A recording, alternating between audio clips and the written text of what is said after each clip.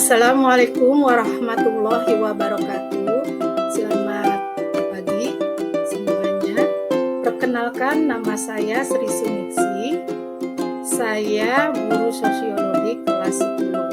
Saya akan memberikan materi tentang gejala sosial dan realitas sosial sebagai objek kajian sosiologi.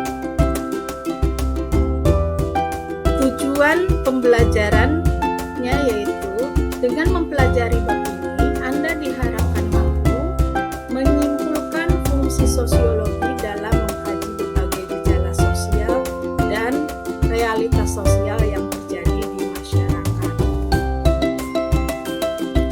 Gejala sosial yang terjadi di lingkungan masyarakat. Yang pertama, kita harus mengenal terlebih dahulu tentang apa itu gejala sosial. Gejala sosial adalah peristiwa-peristiwa yang terjadi di antara dan oleh manusia, baik secara individu maupun secara kelompok. Suatu peristiwa atau proses disebut gejala sosial karena perilaku oleh individu yang terlibat di dalamnya saling terkait. Gejala sosial antara lain mencakup gejala ekonomi, gejala politik, gejala budaya, dan gejala moral. Gejala sosial berbeda dengan gejala alam. Gejala-gejala alam adalah peristiwa-peristiwa yang berlangsung di alam dan bukan karena perbuatan manusia secara langsung. Misalnya gempa bumi, longsor, banjir, dan sebagainya. Next, ada beberapa karakteristik gejala sosial. Di antaranya adalah sebagai berikut. Gejala sosial sangat kompleks. Gejala sosial beraneka ragam. Gejala sosial tidak bersifat universal. Gejala sosial bersifat dinamis. Gejala sosial tidak mudah dimengerti. Gejala sosial kurang objektif. Gejala sosial bersifat kualitatif. Gejala sosial sulit diprediksi.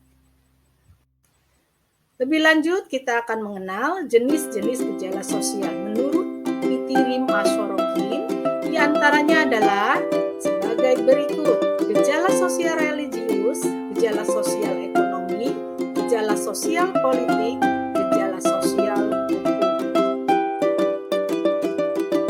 Menurut Norman Blakey, ada 3 tingkatan gejala sosial, yaitu sebagai berikut. Gejala sosial mikro terjadi pada individu-individu dalam kehidupan sosial sehari-hari. Gejala sosial meso terjadi pada organisasi, masyarakat, massa, dan gerakan sosial. Gejala sosial makro terjadi dalam entitas sosial yang lebih besar seperti lembaga-lembaga multinasional. Sebelumnya Ibu pernah membicarakan tentang berbagai macam gejala sosial dan contohnya. Lanjut. Adapun perbedaan antara gejala sosial dengan realitas sosial sebagai objek kajian sosiologi adalah: yang pertama, kita harus mengenal perbedaan antara gejala sosial dan realitas sosial. Perlu kalian ingat kembali bahwa gejala sosial adalah peristiwa-peristiwa yang terjadi di antara dan oleh manusia, baik secara individu maupun secara kelompok. Suatu gejala atau proses disebut gejala sosial adalah perilaku oleh individu yang terlibat di dalamnya saling terkait. Lanjut. Sementara realitas sosial adalah fakta atau kenyataan yang terjadi dalam kehidupan bermasyarakat sebagai hasil yang terjadi dari konstruksi sosial. Konstruksi sosial sendiri dipengaruhi oleh 3 hal, yaitu konsensus atau kesepakatan, interaksi atau sering kita kenal hubungan antara individu dengan individu, hubungan timbal balik antara individu dengan kelompok, atau hubungan timbal balik antara kelompok dengan kelompok, serta habituasi atau kebiasaan sosial.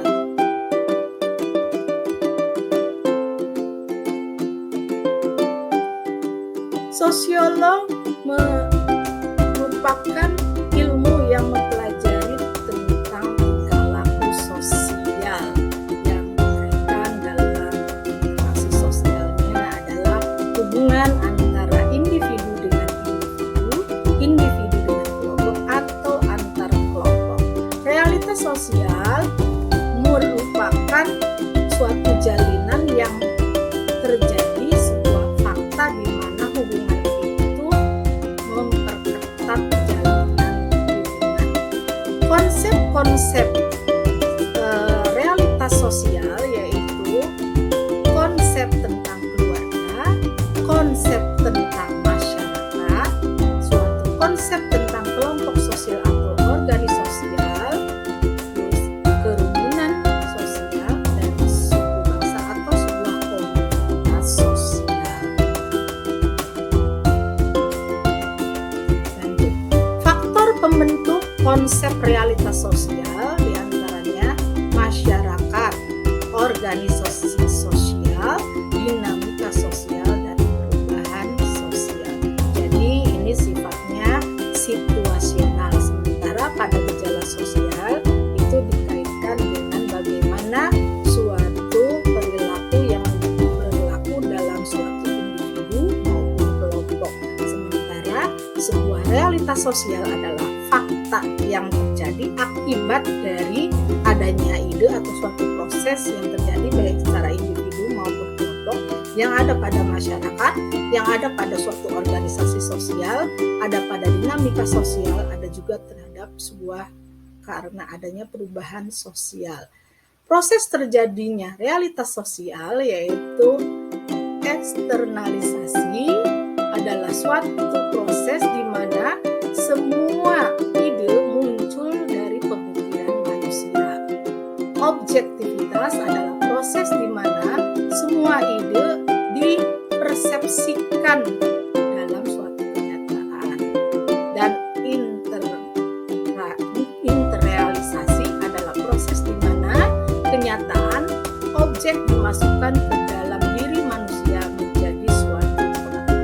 Itulah lingkup dari proses terjadinya suatu realitas sosial.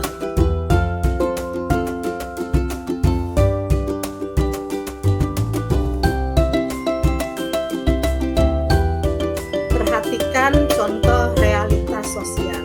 Misalkan akhir-akhir ini suatu realitas yang akhirnya menjadi suatu fenomena sosial yang viral di berbagai sosial media. Misalkan kasus fenomenal yang sangat menarik bagi kaula muda, terutama di daerah-daerah kota, yaitu tentang Citayam Fashion Week. Ya, pada konsep Citayam Fashion Week ini terjadi sebuah fenomena sosial yang bermula dari perkampungan dukuh atas dan dukuh bawah yang ada perbedaan kesenjangan sosial dan ekonomi golongan orang-orang atas dengan golongan pinggiran bawah.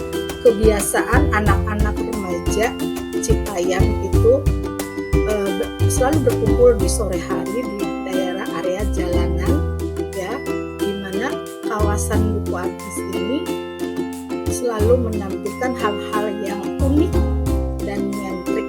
Mereka nongkrong setiap sore dan menjadikan viral karena diupload di sosial media. Karena kekinian terjadi suatu perubahan. Sebetulnya hal ini terjadi dari zaman dulu, tapi karena konsep adanya proses realitas sosial merupakan salah satu perubahan sosial, maka hal ini menjadi suatu bentuk terjadinya sebuah realitas sosial.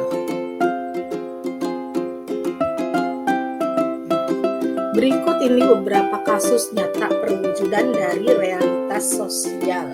Antara lain, yang pertama misalkan ada anak yang ingin mendapatkan beasiswa bidik misi, padahal dia secara ekonomi mampu, misalkan anak pegawai negeri, tapi dia mencoba untuk ikut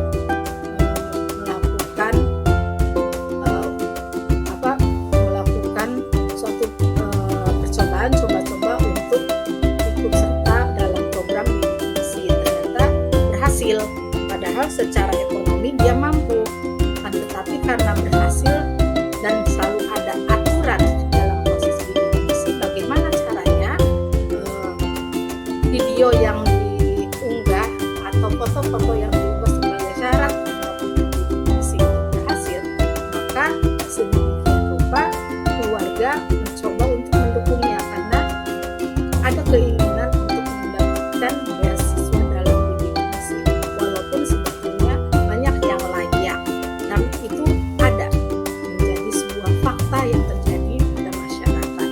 Misalkan pembangunan yang terjadi dalam suatu desa dan kota terjadi ketimpangan atau kejomplangan, di mana pembangunan sedemikian rupa ingin dijadikan rata, tetapi pada faktanya ternyata pusat ada di kota dan pembangunan atau fasilitas-fasilitas banyak sekali terjadi di kota, sementara di desa-desa banyak kekurangan. Bahkan walaupun ada pembangunan, ternyata pembangunan itu tidak berhasil.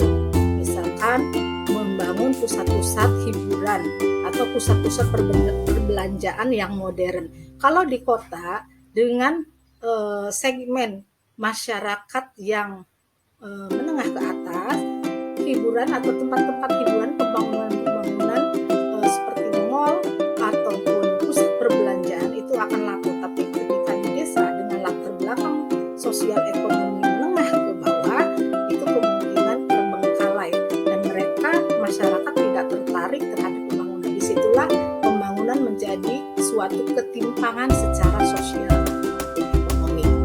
Misalkan Pancasila secara realitas sosial menjadi keputusan final dalam dasar negara yang kedudukannya menjadi pemandu dalam kehidupan masyarakat Indonesia.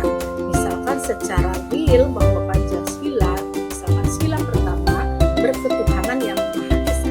Maka sebagai warga negara Indonesia wajib hukumnya untuk memeluk agama yang sudah ditetapkan oleh bangsa Indonesia sebagai dasar falsafah pedoman bangsa Indonesia. Selama sebagai warga negara Indonesia berhak dan wajib untuk memeluk salah satu agama. Seseorang menjalin ibadah kepada Tuhan sebagai kewajiban atas kehidupan yang dijalankannya, sehingga ketika memutuskan untuk memilih agama, maka dalam setiap agama itu ada hak dan kewajiban, ada larangan dan kewajiban, maka harus diikuti.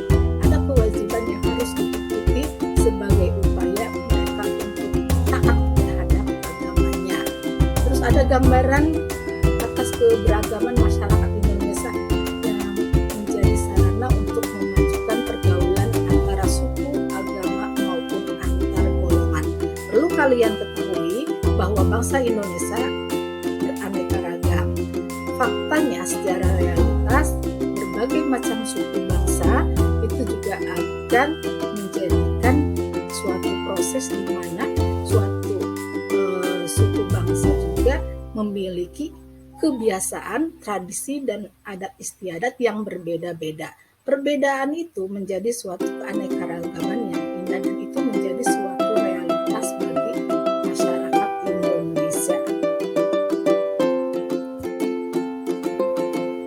Fungsi dan peran sosiologi dalam mengkaji gejala sosial di masyarakat. Istilah sosiologi pertama kali digunakan oleh Auguste Comte.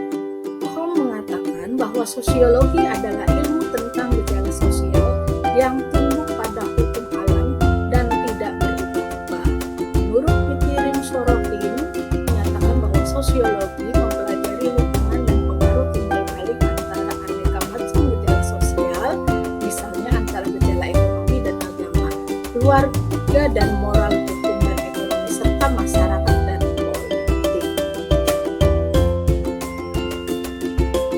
Pembangunan itu adalah salah satu kegunaan sosiologi bagi masyarakat. Pembangunan sosiologi berfungsi untuk memberikan data sosial yang diperlukan pada tahap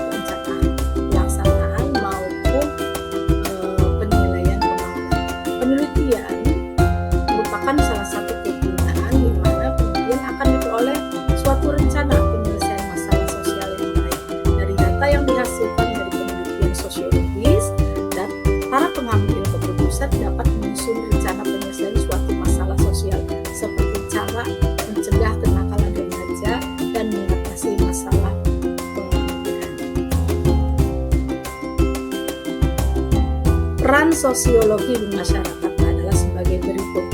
Sosiologi sebagai ahli riset, sosiologi sebagai konsultan kebijakan, sosiologi sebagai praktisi, sosiologi sebagai guru atau pendidik. Nah, inilah peran-peran yang biasa dilakukan oleh para ahli sosiologi.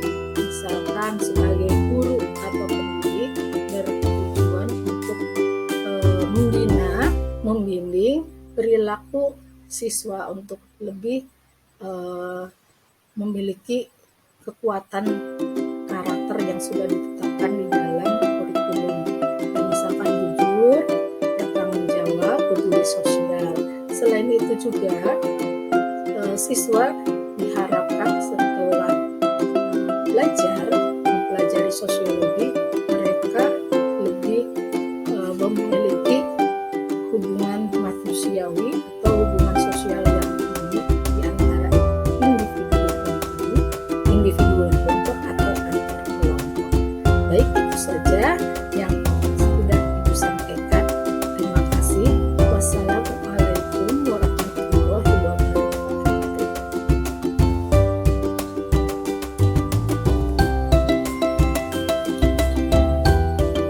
Terima